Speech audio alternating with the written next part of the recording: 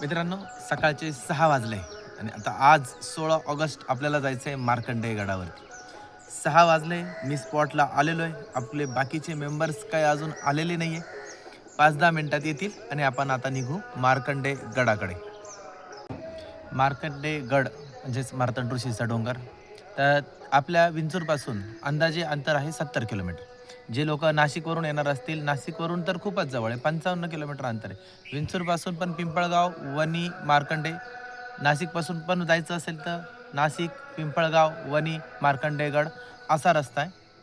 रस्ता पूर्णपणे चांगला आहे. गडावर जाण्यासाठी आपली गाडी रेडी आहे. Tiago.ev. आपण गाडीची रेंज पण चेक करून घेऊ. गाडी 99% चार्ज आहे आणि 99%ला रेंज दाखवतोय 260 किलोमीटर. मित्रांनो, फायनली आपण पोहोचलेलो आहे मार्कंडेय गडाच्या पायथ्याशी. आपल्यासोबत आहे सचिन, रोहित, महेंद्र. चला तर मग ट्रेकिंगला सुरू करू.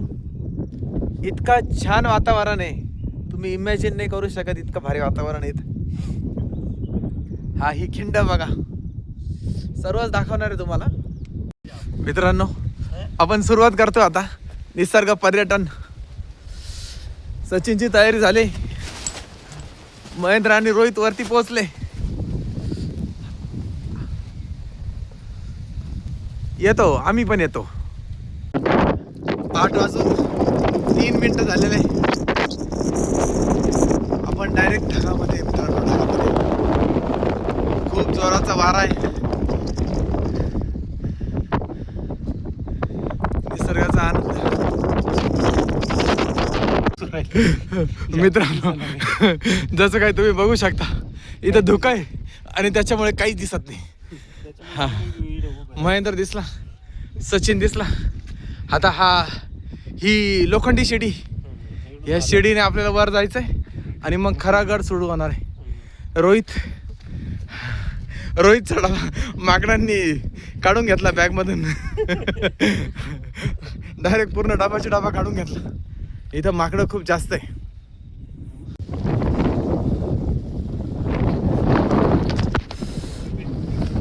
आता लोखंडी शिड्या चढून आपण पठारावर आलेलो आहे. नैसर्गिक झरा, हो, नैसर्गिक झरा, पाणी. मित्रांनो, इथे दगडी पायऱ्यांचा असा पिचिंग केलेला एक रस्ता बनवलेला आहे. रस्त्याच्या बाजूने रेलिंग आहे. काही ठिकाणी रेलिंग आहे, काही ठिकाणी रेलिंग नाही आहे. पण बरं होतं, रेलिंग मधून आल्यावर समजतं की आपण बरोबर चाललेलं आहे. आता डोंगर इथून भरपूर उंच आहे. तुम्हाला हा दिसत असेल थोडासा गॅप, आणि ह्या झाडांच्या पाठीमागे पण आहे. पण आता झाडांमुळे तो दिसत नाही. आता नंतरच समजेल आता नेमकं कोणत्या डोंगरावरती जायचं आहे. फ्रेंड्स, मोकळं हिरवं मैदान, त्याच्या पलीकडे डोंगर आणि निसर्गाचं अप्रतिम रूप. आणि मगाशी तो डोंगर दिसत नव्हता, आत्ता दिसायला लागलाय. हाच तो डोंगर. रोहित म्हणतोय तिकडनं छान दिसतंय. थांबा 1 मिनिट. हा, ह्या डोंगरांवरती आपल्याला जायचंय. ह्या डोंगरावर आपल्याला जायचंय. बराच डोंगर चढून आलेलो आहे आपण. इथे एक आश्रम दिसतोय, बागुल महाराज म्हणून त्यांचा आश्रम आहे. आणि आता आपण आलोय. तुम्हाला मगाशी मी जे डोंगर दाखवले होते ते आता हे बघा जवळून दिसत आहे. ह्या डोंगरावर आपल्याला जायचं आहे. बऱ्यापैकी रेलिंग्स अवेलेबल आहे आणि इथून पुढे जो रस्ता आहे तो जवळजवळ चढच आहे. मित्रांनो, या ठिकाणी गुफा आहे. इथे लिहिलेलं आहे, मार्कंडेय कृपया गुफामध्ये जाऊ नये. ह्या पद्धतीची ही गुफा आहे. आतमध्ये जाण्यासाठी रस्ता आहे बघा, तुम्हाला दिसत असेल इथं. या बाजूने एक आहे आणि या बाजूने सुद्धा एक आहे. ही दुसरी गुफा. हिच्यामध्ये पण आत जाण्यासाठी रस्ता आहे. आता आम्ही काही जात नाही आतमध्ये. तुम्हाला जायचं असेल तर तुम्ही या गुहेमध्ये जा. छान नजारा. असं समजू नका की या डोंगरावरती आपल्याला जायचंय. कदाचित आपल्याला ज्या डोंगरावर जायचंय तो याच्या पाठीमागे. आपण 8 वाजता सुरुवात केली होती. आता 9:35 झालेले. अंदाजे निम्म्यापर्यंत आपण आलेलो आहे. मित्रांनो, इथून पुढे काही पायऱ्या वगैरे नाही आहे. या पद्धतीचा रस्ता आहे. ज्या रस्त्याने पाणी वाहत गेलेलं आहे त्यालाच रस्ता समजायचा आणि त्याने चालत यायचं. आजूबाजूची हिरवळ मात्र खूप सुंदर आहे.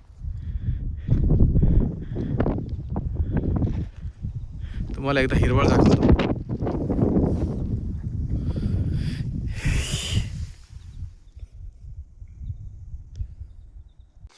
मित्रांनो, इथे नवनाथांच्या मूर्त्या ठेवलेल्या आहे. छोटंसं मंदिरासारखं बनवलेलं आहे. मेन मंदिर हे नाही आहे. माळसा, खंडेराव, बानू त्यांच्याही प्रतिकात्मक मूर्त्या इथे ठेवलेल्या आहे. आणि मंदिर आता इथून थोड्याशा अंतरावर आहे. इथे आरती पण सुरू आहे. इथे धुका असल्यामुळे दिसत नाही पण समोर मंदिर आहे. 9:50 होत आहेत आणि आपण जवळजवळ पोहोचलेलो आहे.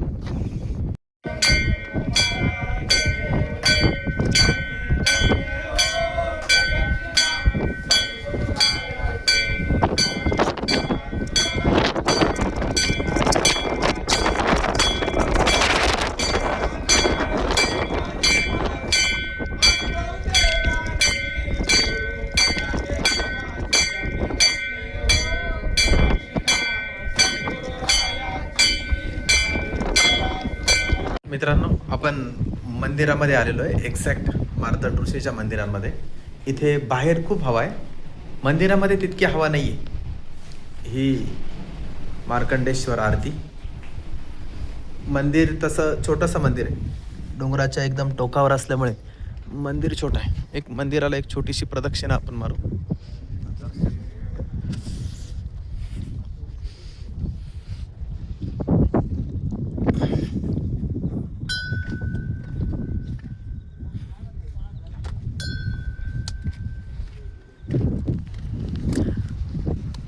हे मार्कंडेश्वर मंदिर.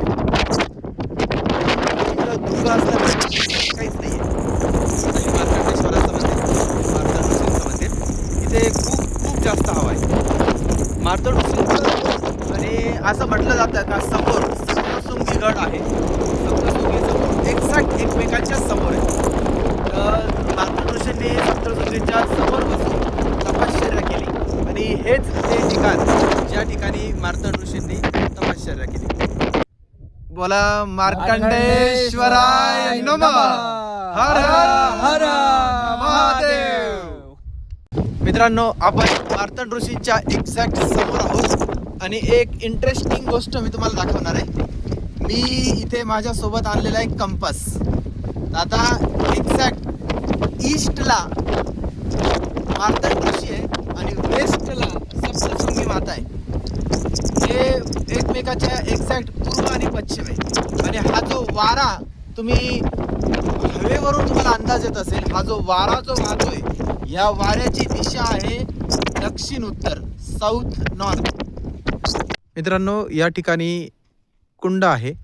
मंदिरापासून अगदी जवळ हे कुंड आहे आणि आजही ह्या कुंडामध्ये अतिशय स्वच्छ असं पाणी आहे. मित्रांनो, निसर्गरम्य असं वातावरण आहे आणि निसर्गरम्य वातावरणामध्ये आम्ही आता जेवायला बसलोय. भाज्या दोघांच्याही बायकांना भाज्या भेंडीच्याच सुचलाय. बाकी मिरच्या आहेत भरपूर आहे आणि जेवण खूप छान लागतंय. वातावरण छान असल्यामुळे जेवण छान लागतंय आणि बायकोने एवढ्या सकाळी उठून डबा करून दिलाय म्हणजे छान लागायलाच पाहिजे. मित्रांनो, हा जो पोर्शन आहे थोडासा उतरायला अवघड आहे. आज चालायला पण अवघडच होता तसा, उतरायला जास्तच अवघड आहे. आता रोहितची गंमत बघू आपण. रोहितची गंमत दोडातलाच आली होती.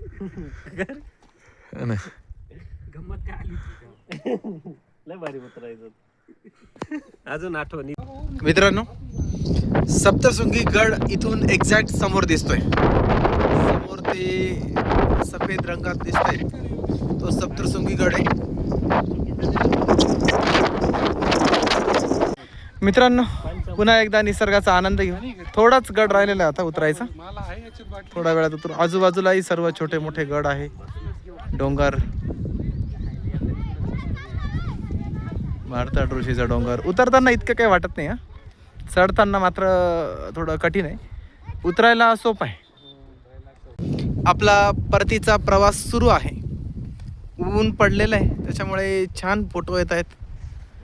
व्हिडिओमध्ये तुम्ही बघू शकता निसर्ग, ज्याच्यासाठी आपण खास आलेलो आहे तो निसर्ग.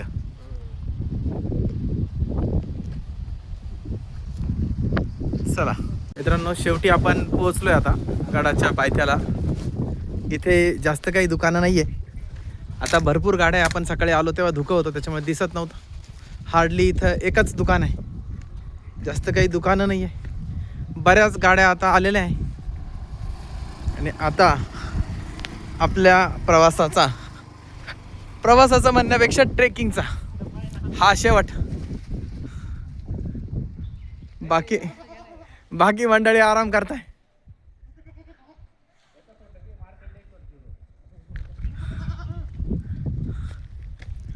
मार्कंडेश्वर 0